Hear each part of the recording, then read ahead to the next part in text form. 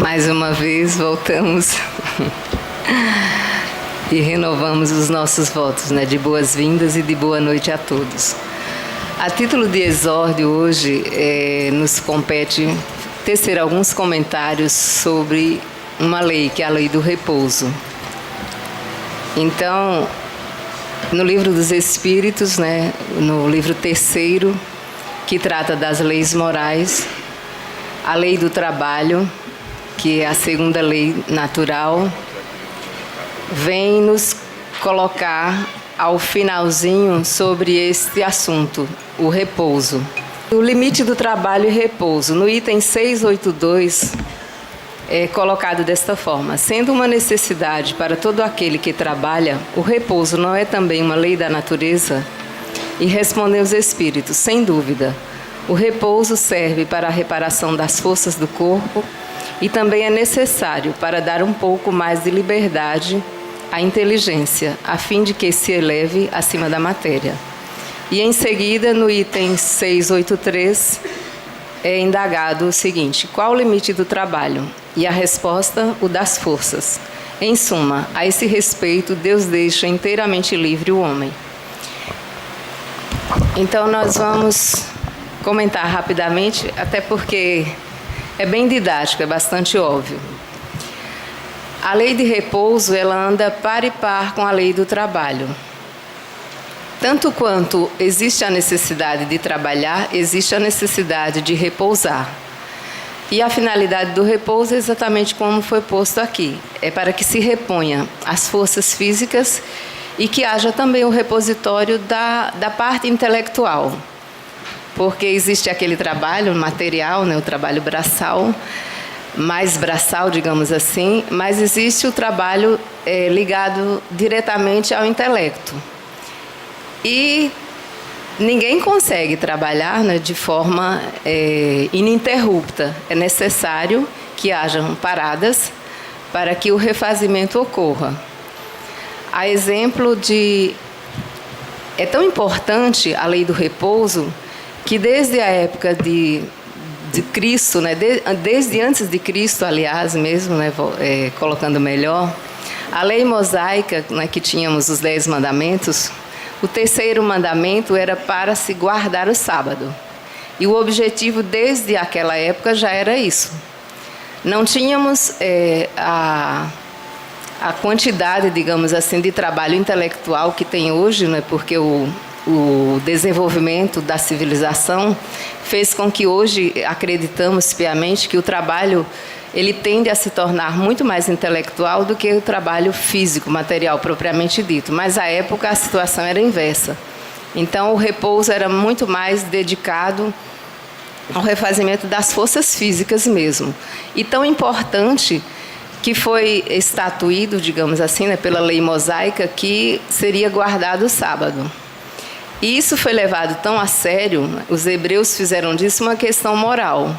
Questão esta que foi adotada e seguida por diversos outros segmentos religiosos. E levado tão a sério que ainda nos tempos modernos, né, nós temos, eu acho que todos daqui já devem ter ouvido falar, dos adventistas do sétimo dia. Né, é uma religião, digamos assim, que guarda o sábado e eles são rigorosíssimos. Inclusive, é um pouco diferente a forma cronológica como eles computam o tempo, porque o dia deles começa às 18 horas, então é de 18 às 18, né? Então, um adventista do sétimo dia, ele encerra as atividades dele na sexta-feira às 18 horas e ele só vai exercer uma atividade laboral no sábado a partir das 18 horas. Nós respeitamos, mas temos que admitir o quão incoerente isto é, porque o próprio Cristo, quando veio entre nós, ele disse que o sábado foi feito para o homem, e não o homem para o sábado. E não só o sábado, né? Todos os dias foram feitos para o homem. Então, como dissemos, respeitamos, mas é algo totalmente incongruente. E é tão incoerente que a gente não vai fazer disso também uma questão moral. Mas como seria se, vamos dizer, se os hospitais fechassem? Então, as próprias mulheres adventistas, como é que elas iriam parir, né? Então, o médico estaria impossibilitado de realizar um parto, né? Se alguém sofre um acidente e precisa de uma cirurgia, não se faria. E, inclusive, eles deveriam, então, se fazem disso uma questão, né, tão rígida, se acontecer algo dessa natureza, era para ficar em casa, né? Não se servir dos serviços, né, do trabalho dos nossos irmãos. Então, a lei do repouso, ela foi feita dessa forma. E Jesus disse isso, e inclusive ele disse que, né, o meu pai trabalha até hoje e eu também trabalho. Então, nós temos que levar em consideração que o trabalho é dignificante, é elevante, mas o repouso é extremamente necessário. E, inclusive, existe uma outra forma de repouso, quando aqui Allan Kardec indaga, eles dizem que o limite do trabalho é o limite das forças, né? E fora disso, Deus deixa o homem livre. Uma forma de repouso é a aposentadoria, que não vai nenhuma crítica política, mas é uma coisa que está se tornando cada vez mais difícil, mas nós precisamos acreditar, né, que as coisas vão se resolver da melhor forma, né, porque Jesus está no comando, está no leme desta nau, as coisas não vão periclitar como a gente às vezes tende a pensar, mas a aposentadoria é uma forma de repouso. E uma forma de repouso como um prêmio, exatamente para aquele que trabalhou a vida inteira, teve os seus períodos de repouso rotineiros, como a gente tem, mas você tem uma vida inteira de labuta, é lógico que à medida que os anos passam, as limitações físicas vão acontecendo e a pessoa que trabalhou a vida inteira, ela não vai perecer, ela vai ter um apoio, né, estatuído pelo Estado, pelo poder público mesmo. Agora, nós não podemos confundir repouso com ociosidade, com preguiça, né? Porque o trabalho é aquilo que dá a você a consciência do dever cumprido. E a preguiça e a ociosidade, ela é improdutiva, ela é estagnante e ela impede o progresso moral e intelectual. Então, não confundir repouso com preguiça e ociosidade, mas elevar o repouso à categoria de uma lei que é tão importante quanto o trabalho está diretamente ligada a ela. E quem chegar à aposentadoria, né, vai ter o direito, vai ter o prêmio, mas é muito importante entender que, como ele diz, que o limite do trabalho, né, o limite das forças, mesmo quem se aposentou, muitas vezes está numa idade, não é uma idade, num estado extremamente produtivo, principalmente intelectualmente falando, e aí é necessário que esse repouso seja acompanhado de um contributo. Quem puder, né, tendo ainda a força física, até porque existe toda uma experiência de vida que pode beneficiar muito o ser humano próximo, então aqueles que se aposentam devem também continuar laborando, principalmente no sentido de ter uma atividade, digamos assim, que seja direcionada ao auxílio ao próximo. Porque isso, inclusive, impede muitas pessoas que, quando se aposentam, né, entram em depressão, em problemas seríssimos, porque não se prepararam para, terminando essa fase oficialmente falando, continuem pessoas produtivas e principalmente porque vão poder servir de uma forma, servir ao próximo sem ter mais aquele compromisso, né, com a labuta diária, aquela oficial que você tem que cumprir horário e tudo mais. E o cuidado também é preciso ter com aquelas pessoas que são compulsivas pelo trabalho, que aí são essas que não se dão o direito de usufruir da lei do repouso. E muitas vezes as pessoas se tornam compulsivas, principalmente hoje com o nível de estresse, e nas áreas urbanas isso é mais característico, há pessoas que trabalham tanto que não se dão o direito do repouso. E às vezes elas o fazem por ambição, às vezes por questões psicológicas, né, porque têm problemas e acabam, na incapacidade de resolver seus problemas, mergulham no trabalho e não executam a lei do repouso, que, como toda lei natural, deixando de ser respeitada, nós sofreremos as consequências. Então, concito-vos a todos a trabalharem, mas a terem também o seu repouso, mas o repouso dentro daquele ócio, entre aspas, o ócio produtivo, que vai cada vez mais alavancar a capacidade laboral de cada um.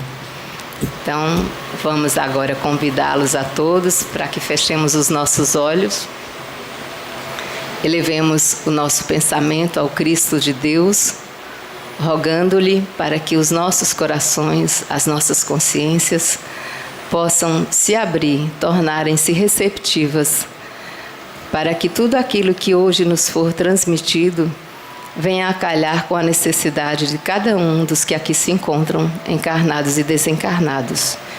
Que a nossa noite seja conduzida dentro dos parâmetros do amor, da caridade e da justiça que o Mestre Jesus a todos veio trazer e preconizar como sendo o plano de vida para cada um de nós. Então, nesse clima amoroso, de paz e de harmonia, nós passamos a palavra para o nosso irmão Pietro, a fim de que profira a palestra, cujo tema Aconteceu na Casa Espírita. Obrigada, que assim seja. Então, aqueles que estão vindo pela primeira vez, sejam bem-vindos. Aqueles que já são frequentadores, que bom tê-los de novo aqui conosco.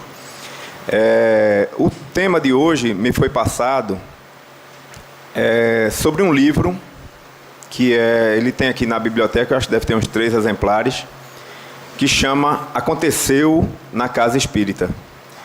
É um livro de Emmanuel Cristiano, né, ditado pelo Espírito Nora. E aí eu fiz a analogia que esse livro, ele poderia ser Aconteceu na Casa Espírita, poderia ser Aconteceu no meu trabalho, poderia ser Aconteceu lá em casa, ou poderia ser também Aconteceu lá na escola, em qualquer lugar.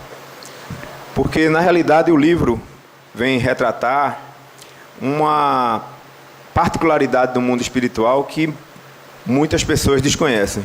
Até trabalhadores da Casa Espírita também desconhecem.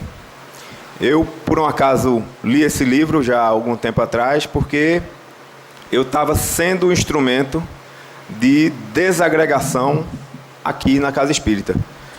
E me foi indicado, e eu comprei o livro, passei acho que uns 6 meses com o livro guardado, e depois eu fui ler e realmente como diz o ditado popular, a carapuça caiu na minha cabeça, né? Mas a carapuça cai na cabeça de qualquer um que lê esse livro aqui, né? Eu acho que a gente devia ter uma palestra dessa para trabalhadores da Casa Espírita, qualquer Casa Espírita, e para não trabalhadores, porque as linguagens, às vezes, elas são um tanto quanto dificultosas, né, difíceis para quem não tem o dia a dia da doutrina espírita. Mas eu procurei fazer aqui um resumo, né? Na realidade, eu comecei fazendo um resumo do livro todo. E depois eu digo, se eu contar desse jeito, ninguém vai ler o livro, né? E a intenção é despertar em vocês essa curiosidade, né? Porque, inclusive, esse livro está disponível na internet como audiobook, para quem tem preguiça de ler, mas consegue ouvir. Está disponível em PDF, para que você leia ele, baixe o arquivo ou imprima e leia em casa. E está disponível também em papel, né, em livro, para quem gosta ainda daquela sensação de ter um livro, de folhear um livro na mão. Então, desculpa para a gente não ler, não tem, né? É só questão da gente realmente querer. E aí, nesse resumo, eu de 16 capítulos, eu resumi em 5 capítulos, né? Para que a gente possa dar uma mesclada do livro e da nossa realidade, do nosso dia a dia, e até da nossa experiência enquanto aqui na Casa Espírita. O primeiro capítulo, digamos assim, eu coloquei o que é uma Casa Espírita. E aí, nessa leitura do livro, ele fala que a Casa Espírita é um templo. É um templo como qualquer outro templo de qualquer outra religião. Muitas pessoas têm, às vezes, o preconceito, ou não querem dizer que o Espiritismo é uma religião, mas eu considero uma religião no sentido de que existem regras que são seguidas aqui, existem não liturgia como nas igrejas, como cânticos, leituras, né, as mesmas leituras sempre, mas existe uma sequência de fatos que acontecem na Casa Espírita. Todo mundo chega, uma música para se acalmar, né? Silêncio, a gente pede silêncio, as pessoas começam a entrar no clima da casa, depois tem alguns avisos, né? Tem a leitura do exórdio, tem a palestra, tem a precista que faz a prece final, depois tem o tratamento da obsessão, água frutificada, quer dizer, existe uma sequência de fatos que ocorrem aqui sempre, né? Não são os mesmos nos seus conteúdos, no que se diz respeito a exórdio e palestra, mas o resto são trabalhos que se repetem. Então, a gente pode considerar isso como uma religião, né? Não temos dogmas, né, no sentido de verdades que são indiscutíveis, mas isso aqui é considerado um templo. E é um templo muito aberto, né? Muitas vezes as pessoas até não entendem e ficam muito à vontade, até demais, né? Mas nós temos regras a serem seguidas, né? A gente tem pedidos que são feitos aqui para que a gente realmente mantenha, porque tem muita gente que às vezes chega aqui, mas não começou a palestra ainda, mas o tratamento começa na hora que você entra na casa espírita. A casa espírita não para nunca, ela está sempre em atividade, quer seja materialmente falando ou espiritualmente falando. Então, ao chegar na casa espírita, você já entrou num templo, né, que não tem paredes. Aqui a gente trabalha com a energia das pessoas, né, com a vibração das pessoas. Então é hora da gente se acalmar, né, e começar uma leitura edificante. A gente colocou alguns livros aí nas cadeiras de detrás. Não deu muito certo, né, porque está rasgando o material, a gente está vendo outro material. Já começou a colocar uns livros por aqui, já começou a colocar uns livros lá por detrás, né, para que você possa realmente ser instigado a ler, né? Nem que seja uma frase, uma palavra, né? Um trecho, e de repente você descobre livros maravilhosos, como relatos aqui de pessoas que faziam 15 anos que não tinham visto mais um livro tal, e de repente o livro estava aí, não o livro dela, claro, né? Mas um livro igual estava aí, e ela pegou o livro e aquela felicidade em reler aquele livro. Então, a casa espírita é um templo, no sentido religioso falando, né? No livro ele também fala que a casa espírita é um hospital, é uma escola e é uma oficina. Quem gosta muito dessa definição é Divaldo Pereira Franco. Ele sempre usa essa definição para a casa espírita, né? É um hospital onde atende os encarnados e os desencarnados. Eu dizia antigamente que era 95% chegava pela dor e 5% pelo amor. Mas o nosso irmão Henrique aqui me corrigiu uma vez, não me corrigiu não, na palestra ele falou e eu adotei, 99% chega aqui pela dor, 1% chega pelo amor ou chega pela curiosidade, né? Todos nós chegamos aqui, inclusive eu, né, doentes, né, muito doentes, e para a gente começar a melhorar é rapidinho, demora uns 5, 6 anos, no meu caso, né? Tem muita gente que chega aqui e quer fazer logo a palestra porque quer que o namorado volte, quer que o emprego dê certo, quer que, né, fechar um negócio, né, e não entende, né, vem naquele desespero, eu quero resolver meus problemas. Aí, quando não conseguem em lugar nenhum, aí dizem assim, vai lá no centro espírita, que lá eles resolvem, né? E muitas vezes chegam aqui e se frustram porque querem que as coisas sejam resolvidas de imediato. Mas para resolver todos os seus problemas, primeiro você tem que se resolver, né? A mudança vem de dentro para fora. Não adianta você vir aqui querendo solução para a sua vida, né? Você tem que vir aqui procurando se encontrar, saber qual é a sua verdadeira missão aqui na Terra, né? O que é que Jesus veio fazer por aqui, né? E a gente tenta, palestra por palestra, pedido de leitura por pedido de leitura, para que vocês realmente parem, né, e entendam realmente o que é que vocês estão fazendo aqui. Então, o hospital nesse sentido, escola edificante, né, porque aqui a gente aprende, toda semana a gente aprende alguma coisa, quer seja um trechinho de uma palestra, quer seja uma linha de um livro, quer seja uma palavra que foi dita numa desobsessão, né, quer seja num exemplo que a gente ouve aqui, quer seja numa prece. Toda semana a gente está aprendendo alguma coisa na Casa Espírita. A gente, que eu digo, é a gente também. A gente trabalhador da Casa Espírita, todos nós aqui estamos aprendendo alguma coisa, né, em tudo que a gente faz. E oficina, porque aqui se instiga para que a gente trabalhe. Trabalhe para se modificar, trabalhe para ajudar o nosso próximo, né? Eu vejo aqui nossa irmã falando das doações. e passamos aí um período de chuva, e no dia seguinte, televisão, todo mundo, doação, caminhão, coisa maravilhosa.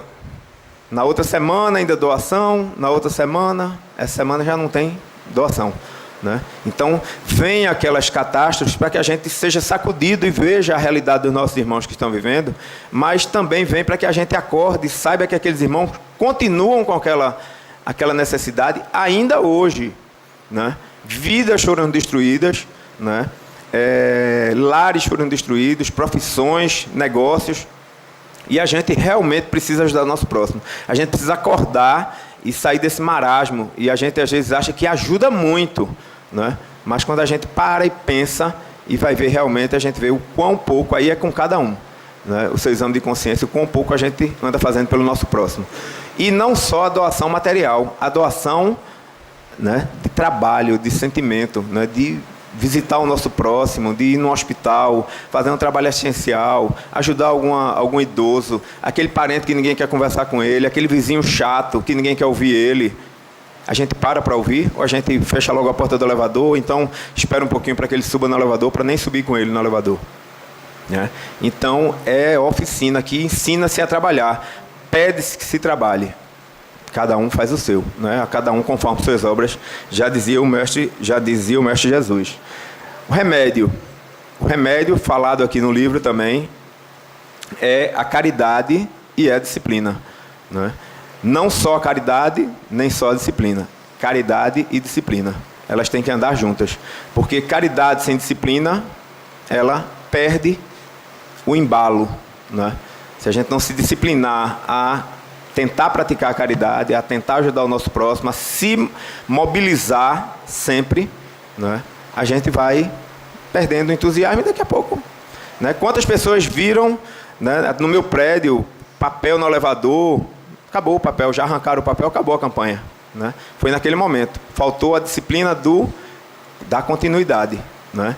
A mesma coisa na questão da assiduidade do centro espírita, do tratamento. Eu estou agora passando um período aqui que eu sou estagiário, eu fico de setor em setor, então eu estou muito agora lá na atendimento fraterno.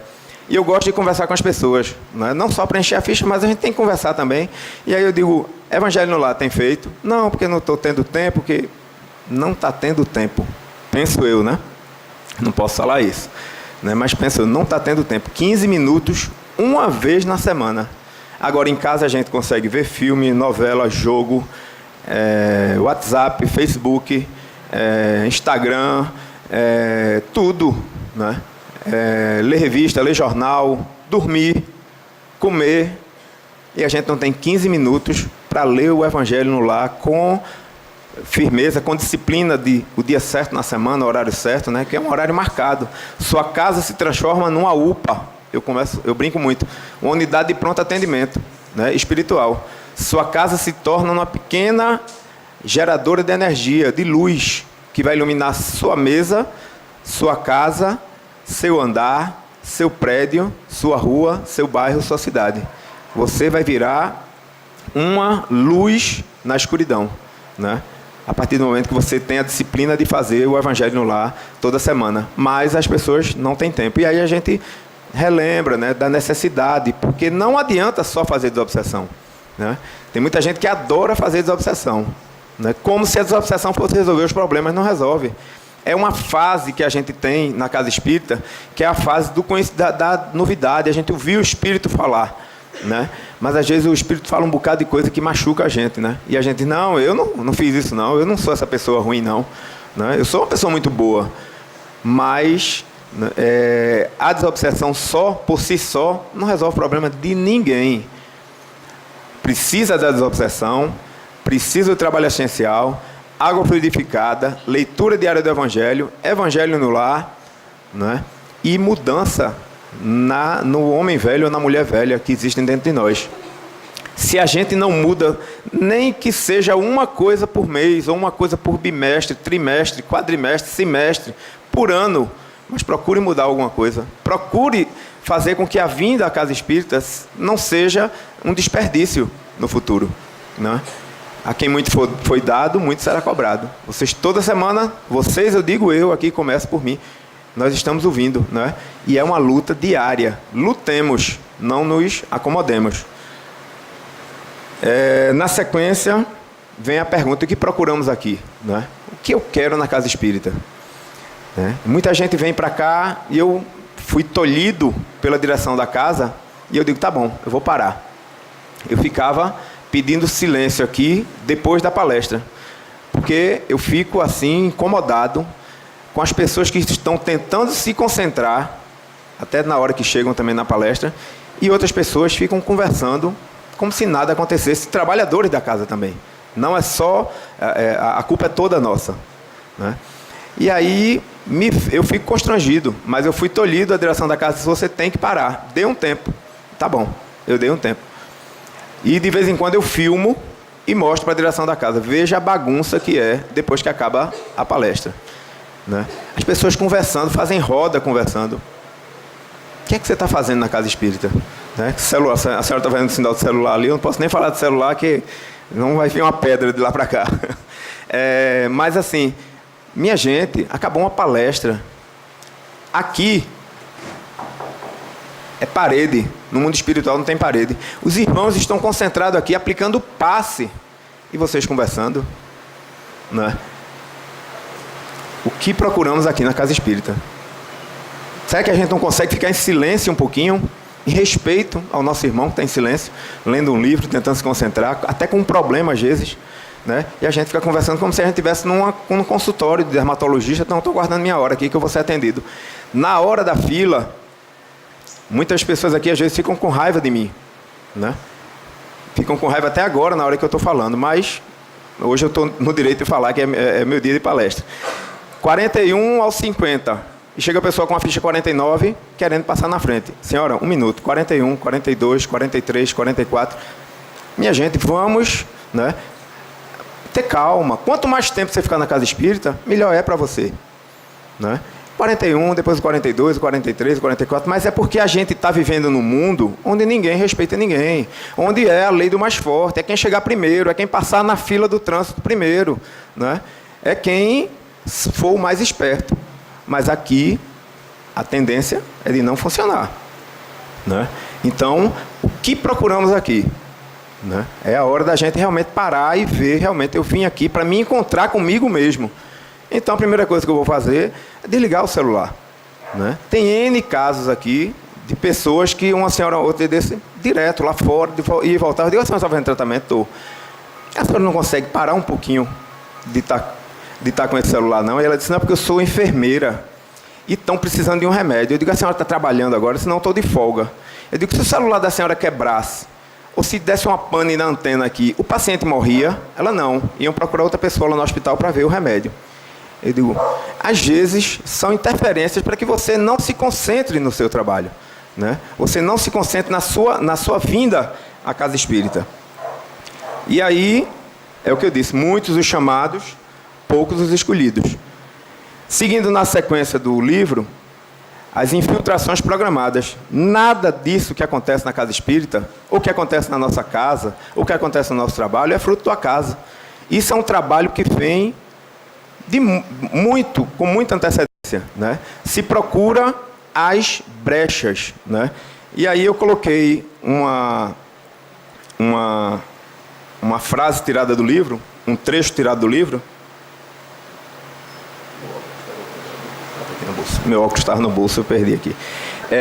Existem as brechas, né? A espiritualidade e os espíritos inferiores, digamos assim, falando, nossos irmãos que estão desorientados, eles têm livre arbítrio, tem liberdade de fazer o que quer? Não. Existem as brechas, né? Nossas brechas morais, para que eles possam atuar e fazer com que a gente vire um instrumento de desagregação, ou vire um instrumento de desunião em nossa casa, em nosso trabalho, em nosso colégio, ou até aqui na casa espírita. Não só as pessoas que trabalham. Então, o método que eles usam, eu coloquei aqui. Trabalhamos silenciosamente, ocultamente, no campo dos sentimentos, sugerindo pensamentos, estimulando as irritações, o ciúme, a fofoca, a indignação, os melindres, a disputa de cargos, funções, tarefas, etc. Temos aí um vasto campo de atuação junto às inferioridades humanas. Aproveitaremos as brechas deixadas por muitos trabalhadores. Nós apenas aproveitamos os deslizes e descuidos dos ilustres seguidores de Jesus. Né? Somos nós, que às vezes nós nos designamos, né? Não, eu sou espírita e comigo não tem, eu não consigo ser afetado por esse tipo de espírito, esse tipo como é que chama? De desorganização, de desorientação, né? Mas não, ele pode atingir qualquer um, do mais alto ao mais baixo, de qualquer trabalhador ou de qualquer frequentador, de qualquer pessoa em casa, ou no trabalho, ou na escola, em qualquer lugar. Qualquer um de nós está sujeito a essas brechas. E aí ele diz, os espíritos do mais alto sempre dizem que do mal tiram bem, que a nossa entrada é permitida, porque servirá de teste para muitos dos frequentadores e trabalhadores da casa. Aqueles que guardam os ensinos de Jesus apenas nos lábios, os que trabalham por vaidade pura, os invejosos, melindrosos, que não desejam se fortalecer, cairão nas teias dos malvados invasores, porque vibram na mesma sintonia dos inimigos da verdade. Então, estamos todos nós sujeitos a esse tipo de ataque, né? Ninguém na casa espírita, de Dona Anita, seu Cláudio, até o mais humilde trabalhador da casa, Ricardo. Ou até vocês também, trabalhadores. Ele fala aqui no livro da influência que é feita em cima dos frequentadores das casas espíritas. Então a gente tem aqui N exemplos de pessoas que vieram trabalhar e foram embora. Se desentenderam, ficaram com raiva, irritados, e disseram que nunca mais vinham aqui assistir a palestra, nem participar de nenhum trabalho. E a gente, né, a direção da casa conversa, tenta contornar a situação, explica, mas às vezes a pessoa está tão obsediada, está tão cega, que ela vai embora. E vai para outro centro, e vai aperrear, no bom sentido da palavra, em outro centro, né? Vai fazer confusão. Chega lá, todo humilde, cordeirinho, e daqui a pouco começa a se deixar influenciar de novo e vai arrumar confusão em outro centro. Mas faz parte. Isso em casa acontece, no trabalho acontece, não é só na casa espírita, é em qualquer lugar. Aqui, no caso, ele fala do caso de uma casa espírita. Todos esses exemplos que eu estou dando são do livro. E, como eu disse, cabem muito bem em todos nós. Bom, seguindo aí, ele vem para a outra parte, que é horário de trabalho na casa espírita. Não tem horário de trabalho, né? A casa espírita não para. Por mais que a gente pense que ela materialmente fecha aqui de 9h30, 10 horas, aí é que o trabalho começa mesmo. E quando a gente chega em casa para dormir, muitas vezes a gente volta para fazer o tratamento, terminar o tratamento, e os trabalhadores da casa são chamados para vir trabalhar, enquanto estão dormindo. O corpo está dormindo, o meu espírito está onde está a sintonia do meu pensamento, né? E aí ele fala também no livro da empolgação, que é um misto de dedicação mais compromisso. A empolgação, ela é uma coisa fantástica para quem já está há muito tempo aqui na casa espírita. Tem um casal, um amigo meu, que começou a vir aqui e ela ficou maravilhada. Viu os trabalhos da casa, disse: Pietro, eu quero participar da visita dos velhinhos, eu quero ajudar na enxoval, eu quero dar aula para as crianças, eu quero, calma. Venha 6 meses, frequente aqui 6 meses a casa. Que aí eu vou ter argumentos para falar com os coordenadores e, olha, já está vindo há 6 meses na casa, é aquela pessoa.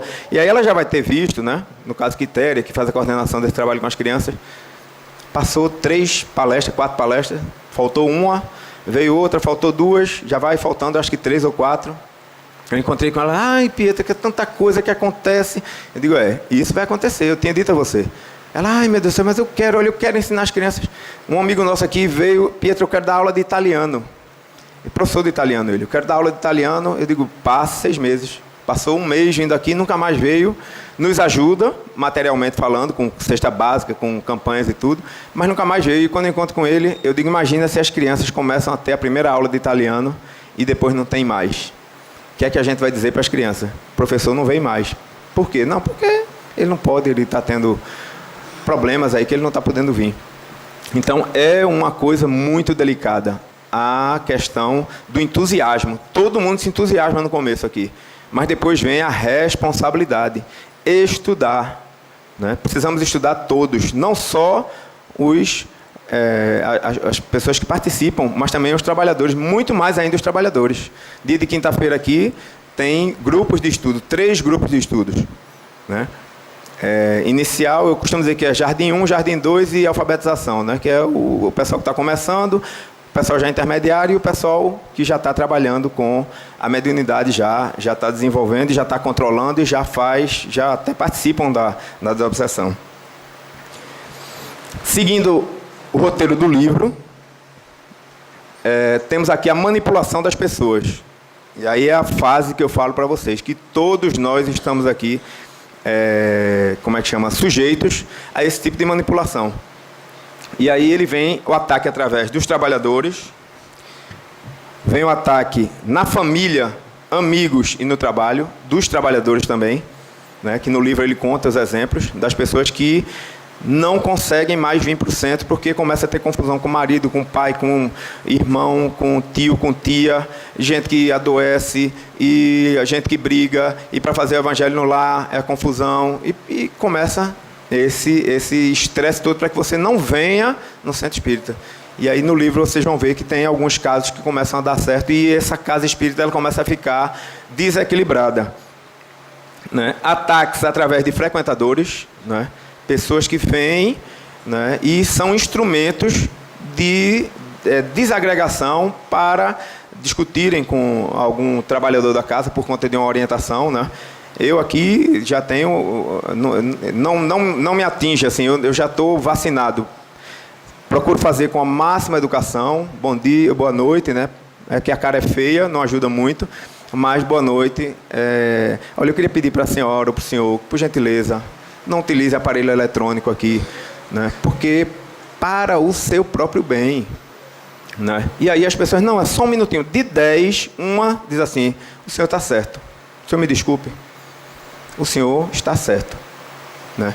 Que realmente é o que a gente pede. A gente só pede 3 coisas aqui. Não se alimentar na casa, porque senão a gente perde a disciplina. Daqui a pouco está a pessoa com um sanduíche aqui em cima da mesa, cai no chão, o lugar de comer é na cantina, né? Não se alimentar, não ficar conversando em voz alta, né? Para que não desconcentre as outras pessoas, né? É questão de educação básica, né? Que é questão de bom dia, boa tarde, boa noite, com licença, por favor, obrigado. É que a gente chega, se empolga às vezes aqui, naquela empolgação que eu falei anteriormente, e fica animado, mas com o tempo a gente vai se acostumando. Precisa de alguém para chamar a atenção, é isso que eu sempre defendo. Vão reclamar muito na direção da casa. Eu sou chamado quase todo mês por Dona Anita, né? E aí eu vou explicar para ela, eu digo, Dona Anita, tem 3 versões para qualquer fato. O que a pessoa que veio contar para a senhora, o que aconteceu e a minha versão, né? Já que a senhora não estava lá na hora, nem tem como consultar um espírito para saber essas bobagens, né? Ouviu um lado, ouça meu lado agora, né? E aí é feito assim, seu Cláudio, Dona Anita, todos os dirigentes daqui da casa fazem assim. Ouviu uma fofoca, Pietro, vem cá, vieram falar isso, aquilo outro, né? Eu trabalhava numa empresa que tinha, segunda-feira era o dia da fofoca, porque fulano bebeu, porque fulano não sei o quê. Um dia que eu comecei a trabalhar lá, entrou um gerente uns 3 meses depois, e ele disse, eu vou acabar com a fofoca. Eu digo, não consegue não, vou acabar. A primeira fofoca que teve foi comigo, né? Vieram falar alguma coisa, e aí ele, foi, Joana, espera um minutinho aqui. Pietro, vem cá, dá um pulinho aqui na minha sala. Não, peraí que você... Não, fica aí. Eu entrei, pois não, ele disse, olha, Dona Joana, não fui eu que falei não. Calma. Dona Joana veio dizer aqui que quando você falou isso, aquilo outro. Não, olha, não aconteceu isso. O que aconteceu foi isso, aquilo outro. Depois da 3ª ou 4ª situação dessa com outras pessoas, acabou a fofoca na empresa. Porque a fofoca é um cupim, né, que a gente não percebe que toma conta da gente e, de repente, destrói tudo. Entendeu? E aí é onde os frequentadores, às vezes, são atacados, né? As pessoas que se sentiram ofendidas aqui por mim, me desculpem, né? Tem N pessoas aqui que no começo tinham raiva de mim, hoje não tem mais, me amam, né? Tá ali atrás, uma que está olhando para mim agora ali. E aí, tem até medo de me dizer lá, vem o homem do celular. Né, Dona Carmen? É a senhora mesmo aí atrás. Entendeu? E hoje me ama, né? Porque, na realidade, é aquela história, a gente está ainda muito... Existe uma doença chamada nomofobia, que já está classificada no CID, que é o Catálogo Internacional de Doenças. É um transtorno, né, de comportamento, onde você é de nomobile, de sem telefone, sem celular, nomofobia, fobia de ficar sem telefone. E, às vezes, a gente está com essa doença e não sabe. É que a gente acha tão normal, todo canto que você vai, é tudo tão normal, tão normal, tão normal, e fica normal. Não é? Mas, a uma hora, vai chegar alguém, está no jornal, né, no Google, Globo, G1, UOL, qualquer pode colocar para pesquisa nomofobia, né? N programas aí, inclusive com as crianças. Um dos maiores problemas ortopédicos que vão ter na próxima década é da coluna, de tantas pessoas ficarem cabeça baixa vendo celular, né? E a gente não se apercebe disso.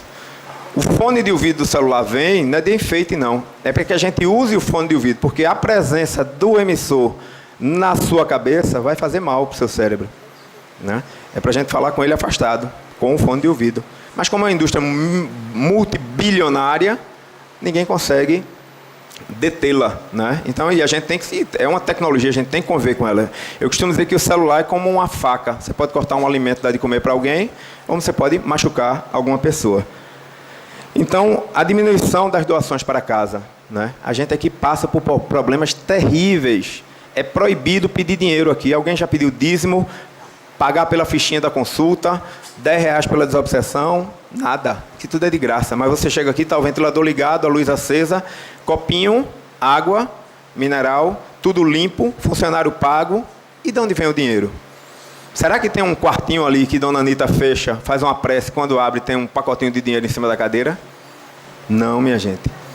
Olha, vocês não imaginam o sufoco que é aqui para que a gente possa conseguir pagar as contas todos os meses. A gente fez até uma rifa agora e estamos fazendo outras atividades e vamos criar outras opções, né, para que a gente realmente se cotize. Aqui não tem nem dízimo, nem oferta, nem sacrifício, né? Que existem essas três opções. Dízimo, 10% do salário. Oferta, toda reunião, toda vez que tem a reunião. E sacrifício é dar aquilo que você não tem, para que ver se você tem fé, para ver se você dá o seu tudo, para que Deus dê tudo para você. Né? É o que contam, né, em muitos locais por aí, né? E a gente não tem nada. A gente tem aqui a oferta voluntária. Eu posso dar R$1 por mês, R$5, R$2, R$10, R$50, R$100. Fala com o Marlos ali e vira um colaborador da casa, né? Pode ser que eu leve até um puxão de orelha por ter falado isso aqui, mas a gente realmente está passando por dias difíceis, principalmente nesse tempo de crise, né? Caíram muito nossas doações. Um senhor de Deus chegou, eu estou com uma caixa de copos. Eu digo... É mesmo, o senhor veio mesmo mandado, porque estava faltando já acabando a última caixinha de copo, porque é um consumo muito grande desses copinhos pequenos aqui, das garrafas de água minerais, dos copos de água mineral, de tudo, né? E a gente realmente, a espiritualidade inferior começa a bloquear essas doações para que desestabilize essa casa aqui do livro, né? Tudo isso é o livro, minha gente, estou falando daqui não. Citei o caso aqui, mas todas essas questões estão aqui no livro, para que a gente veja realmente como tudo tem a ver com qualquer casa espírita, com qualquer casa, com qualquer trabalho, com qualquer local. E aí, desestímulo e contestação de estudo, do grupo de estudos. Olha uma aqui que contestava muito. Eu, quando entrei aqui, eu quase era expulso do grupo de estudo, porque eu começava a fazer umas perguntas e instigava e queria questionar, e a Eliette é professora aqui, né? E foi complicado.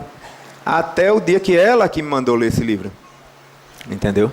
E aí eu vi que eu estava sendo um instrumento de desagregação do grupo, né?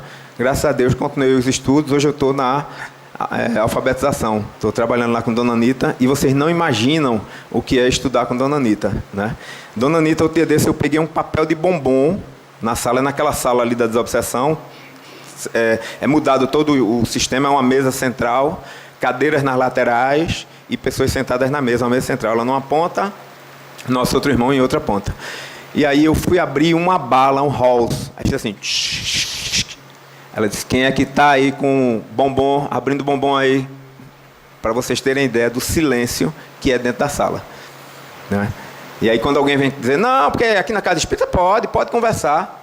Vai conversar lá em Dona Anita para ver, né? Vá conversar com Dona Anita. Aí eu digo que é bom. Vá atender celular com Dona Anita, vá ficar no WhatsApp lá com Dona Anita, né? que ela coloca realmente você dentro da sua contestação, daquela pergunta, o que é que eu estou fazendo aqui? Né? Qual é a minha disciplina de estudo, de trabalho na casa espírita? E aí, mais fantástica, professora.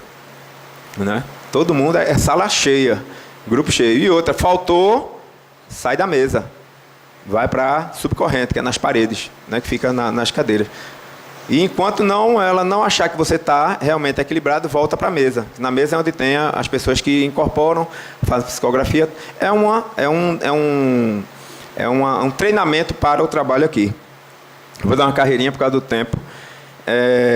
Seguindo o roteiro do livro, né, ele vem aí o orar e vigiar. Já estamos nos aproximando do final do livro, são 5 partes. Né, e aí ele fala, as mensagens de alerta são enviadas à casa. E quem fica aqui no final, depois de que acaba as obsessões, existem os atendimentos, casos especiais, chamados casos especiais. E aí vem uns espíritos assim, sofredores, umas coisas assim terríveis, uns inimigos da casa, e eles vêm dizer que estão trabalhando na cabeça de todos nós, independente de qualquer pessoa aqui, para desagregar e desestruturar o trabalho da casa. E isso acontece no livro também. Acontece aqui, acontece em qualquer casa. Os espíritos superiores vêm avisar para que a gente redobre a nossa vigilância. Né? A direção da casa sempre reage firmemente. Né? Quando eu falo a direção dos trabalhos, segunda-feira, seu Cláudio Selva, sexta-feira, dona Anita ou Henrique fazendo controle. Né? Porque tem que ter alguém superior, com experiência, com vivência, olhando com calma, com serenidade, para que veja o que está acontecendo e consiga ir tangendo as ovelhinhas, né? Para não deixar, senão daqui a pouco pula, vai embora, briga, uma mata a outra, pronto. Acontece em qualquer lugar. A casa espírita, aqui, os mais doentes estão aqui, na mesa e trabalhando. Né? Vocês ainda não estão tão doentes, mas começaram a trabalhar, vão ver que o trabalho, os que são chamados para o trabalho são os que mais precisam. Né? E, seguindo essa questão do orar e vigiar, né, ele fala as palavras de Kardec, que eu citei no começo, meio que aleatoriamente, e aí ele diz, és portador de livre-arbítrio. Se desistires da jornada, outro te substituirá, pois os desígnios de Deus não repousam na cabeça de um único homem. Né? Então, não tem essa de dizer assim, eu vou-me embora. Irmão, não vá. Não, eu vou porque eu estou chateado, porque não sei o quê, por causa disso, por causa daquilo outro. Eu vou-me embora, Tá bom, vai vir outro, substituir. Né? Os desígnios de Deus é que existe uma casa espírita aqui, trabalhando e ajudar o nosso próximo. Todos nós saímos de casa, deixamos nossas famílias e viemos para cá toda semana para trabalhar em prol do nosso próximo. Né? Os passistas, os médiuns de corporação, doutrinadores, os dirigentes, todo mundo vem aqui trabalhar, ninguém ganha nada. O único que ganha salário aqui é Dona Carmen. Não, a senhora não, Dona Carmen. Dona Carmen já deu um pulo ali agora. É só Ricardo. Né? Ricardo é o único que recebe salário. O resto aqui, todos somos voluntários. Né? E aí cabe a nós, a todos nós, pararmos e vermos o tamanho da nossa insignificância, no bom sentido da palavra, em relação ao trabalho. Né?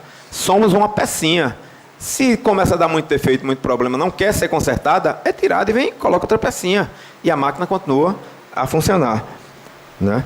E aí ele continua, como nesse capítulo Orar e Vigiar, os espíritos do bem trabalham sem cessar. Trabalham 24 horas, nos acompanham, né? Tentam nos guiar, tentam nos dar aquela luz. Aquela hora que a gente para assim, aí pensa um pouquinho na vida, aí vem aquela vozinha assim, rapaz, repensa, né? Abre teu olho, né? Dá a volta, esquece isso, diminui essa mágoa no teu coração, né? Porque a raiva só faz mal para quem tem, né? Eu estou tendo raiva de alguém, meu coração está sendo consumido. É como eu tomar um copo de veneno e querer que a outra pessoa morra. Não vai acontecer, nunca. Só quem vai morrer sou eu. Né? E a questão da autorreflexão diária, que é o que Santo Agostinho nos ensinou. Antes de dormir, parar um pouquinho, desligar a televisão, desligar o celular, colocar no modo silencioso ou qualquer... afastar ele. Se vocês fizerem esse estudo, vocês vão ver que até do lado da cabeceira não é bom deixar o celular, por conta das ondas eletromagnéticas que ele fica emitindo ali, que ele fica dando sinal para a torre, para a antena, né? Tô aqui, né? Aquela comunicação, e vai pegando perto da cabeça. Bota ele afastado, no pé, na parte da frente da cama, num lugar mais afastado da sua cabeça. Se desconecte um pouco do mundo, se conecte com Deus, consigo mesmo, né? Deus está dentro de nós, né? Faça essa introspecção. E aí o final da questão do livro, bem vitorioso, né? Como toda boa história, o bem vence, mas essa daí o bem vence, mas fica o alerta no final. Venceu essa etapa, né? Outras virão. Não é talvez outras virão, não. É outras virão. E aí os bons espíritos vibram em outra sintonia e não conseguem ser vistos pelos espíritos mais inferiores. E no livro eles vão até esses lugares resgatando, porque é um trabalho diário. É como se fosse um SAMU, né? Uma ambulância de SAMU que saísse percorrendo e pegando os feridos e levando para os hospitais, né? E aí ele vem com essa frase que é dita por um dos espíritos. A maldita casa espírita se quase destruída. A fofoca percorre os corredores, qual serpente venenosa e destruidora.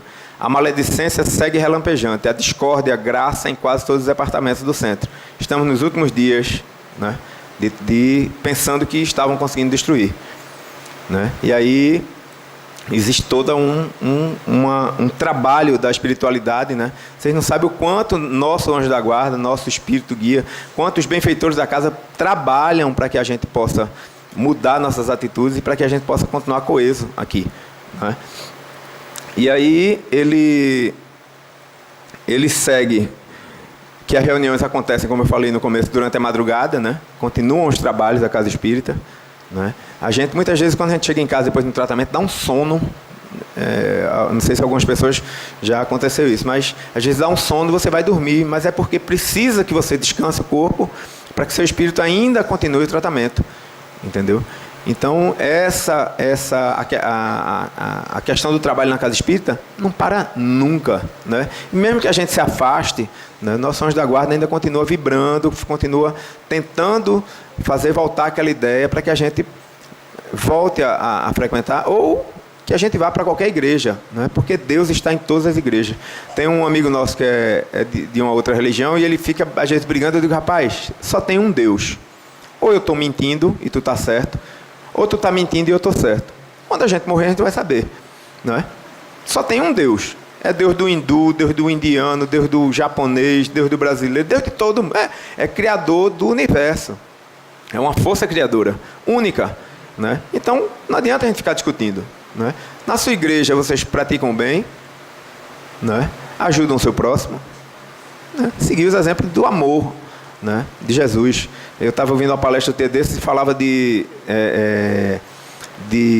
Gandhi, e dizia que Gandhi não era cristão, mas seguia como muitos cristãos nunca conseguiram nem imaginar em seguir os ensinamentos de Jesus, né? Mahatma Gandhi, entendeu? Então eu conheço muitos ateus, né, que não acreditam em Deus e que ajudam muito mais o seu próximo, praticam muito mais o amor ao próximo que muita gente que vive aqui, que vive na igreja católica, na igreja evangélica, né? Não é passaporte para ninguém. Nem tempo de casa também não é passaporte para ninguém. Porque eu estou já levei, que a gente chama aqui, carteirada, né? Eu já tenho 30 anos de espiritismo, nunca vi esse negócio. Não quer dizer nada. Pode ter 10 anos, 20 anos, 30 anos, 50 anos de espiritismo, e uma pessoa ter um mês de espiritismo é muito mais evoluída que eu, que estou aqui há mais de 10 anos, né? A gente tem que ter esse sentimento de que estamos aprendendo todos os dias aqui, né? E que a gente vai, todo mundo vai seguir evoluindo. Finalizando, a gente fala que a paz volta, a vigilância é redobrada, porque tudo continua. É como se o ladrão tivesse entrado. O ladrão já entrou aqui no centro uma vez, aí a gente colocou alarme, mas a qualquer hora pode entrar de novo, né? A gente pode... aquela situação pode ser repetida várias vezes. E, com certeza, vai ser repetida várias vezes, porque outras falanges vão tentar se cercar, né, para que desestabilizar o trabalho da casa espírita. Cabe a nós tentarmos mudar as nossas ideias, nossas convicções. E o bem está sempre vencendo o mal. Eu gosto sempre de colocar isso aí, que as pessoas falam, não, o mundo está perdido, o mundo está acabado. Pelo contrário, né? O mundo está caminhando para a evolução, para o bem. O bem é silencioso, o mal grita, né? Enquanto as pessoas esbravejam, gritam pela rua, brigam, essa hora agora tem milhares de pessoas nas ruas levando sopa, levando cobertor, levando um abraço, né? De diversas religiões, né? Muitas pessoas nos hospitais e vibrando pelo bem, procurando não ter guerra, né? Esses ataques que estão acontecendo terroristas, eles vêm para que alguma coisa mude, né? É preciso vir um mal para que o bem aconteça. E toda essa vibração que está ocorrendo no planeta é para que tenham paz. Cada um tenta dizer de uma maneira. Finalizar, falta 5 minutos para acabar. Eu gosto sempre de falar essa leitura do Evangelho no Lar. Lembrar da importância da oração em nossas vidas, né? Agradeça o pão que você tem na sua mesa, agradeça a sua família, agradeça a sua casa, agradeça pelo seu trabalho, pela sua saúde. Por mais debilitado que você esteja, sempre tem alguém que está pior do que você, que daria tudo para estar no seu lugar, né? E às vezes a gente nem come, não agradece nada, a gente vai dormir, não agradece a Deus, acordei, né? Mais um dia que eu estou aqui na Terra, né? Que bom que Deus me deu mais um dia, né? E a gente esquece de agradecer, né? Agradeçamos mais a Deus, né? Paremos mais para refletir sobre nossas ações na vida. Ele fala do Evangelho no Lar, que é uma prática solicitada pela casa nos tratamentos, uma vez por semana, horário marcado, dia marcado, sentar na mesa, copo de água, né? E você lê o Evangelho na sua casa, né? Um trechinho pequeno, uma página e meia, 2 páginas, refletir depois, fazer uma prece, encerrar aquela leitura. Então ele fala: a religiosidade é fruto do sentimento inato da existência de Deus, que o Espírito conserva ao encarnar neste mundo. É também um sentimento que norteia a conduta humana, no entanto, não é somente no templo religioso, quaisquer deles, que o ser humano se encontra com Deus. Ele está em toda parte, principalmente no lar. O Espiritismo tem incentivado a prática do Evangelho no lar. Por isso, trago hoje a belíssima mensagem de Joana de Ângela a respeito para a reflexão de todos. E aí ele diz: dedica uma das 7 noites da semana ao Evangelho no lar, a fim de que Jesus possa pernoitar em tua casa. Prepara a mesa, coloca água pura, abre o Evangelho. Distende a mensagem de fé, enlaça a família e ora. Jesus virá em visita. Quando o lar se converte em santuário, o crime se recolhe ao museu. Quando a família ora, Jesus se demora na casa. Quando os corações se unem nos liames da fé, o equilíbrio oferta bênçãos de consolo e saúde, e a saúde derrama vinho de paz para todos. Jesus no lar é vida para o lar. Não aguardes que o mundo te leve à certeza do bem invariável. Distende da tua casa cristã a luz do Evangelho para o mundo atormentado. Quando a família ora em casa, é reunida nas blandices do Evangelho, toda a rua recebe o benefício da comunhão com o alto.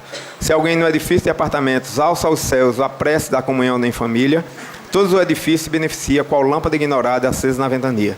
Não te afaste da linha direcional do Evangelho entre os teus familiares. Continua orando fiel, estudando com teus filhos e com aqueles a quem amas, as diretrizes do Mestre. E, quando possível, debate os problemas que te afligem à luz clara da mensagem da Boa Nova e examina as dificuldades que te perturbam, ante a inspiração consoladora de Cristo. Não demandes a rua nesta noite, senão para os inevitáveis deveres que não possa adiar. Demora-te no lar para que o divino hóspede aí também se possa demorar. E quando as luzes se apagarem, a hora do repouso, ora mais uma vez, comungando com ele, como ele procura fazer, a fim de que, ligado a ti, possas em casa, uma vez por semana, em 7 noites, ter Jesus contigo. Boa noite a todos, muito obrigado.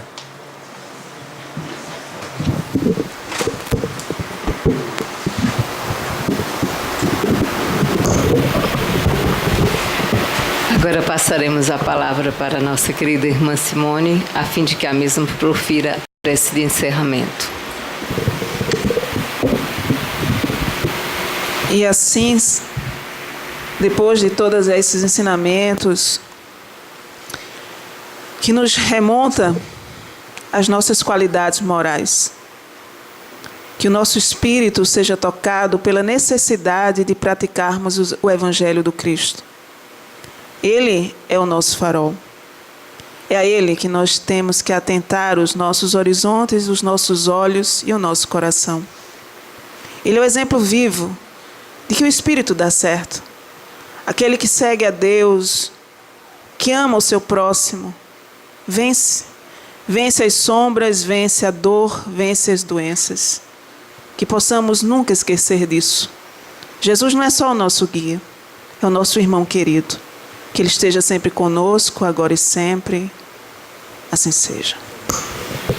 Assim, profundamente agradecidos por tudo que recebemos na noite de hoje, agradecemos à equipe espiritual da casa, ao nosso mentor, Manuel Quintão, e em nome de Jesus, nós solicitamos a vós, Pai, permissão para darmos por encerrada a primeira parte dos trabalhos da noite de hoje, solicitando que a Tua presença seja constante em nossas vidas e desejando a todos muita paz e progressos espirituais.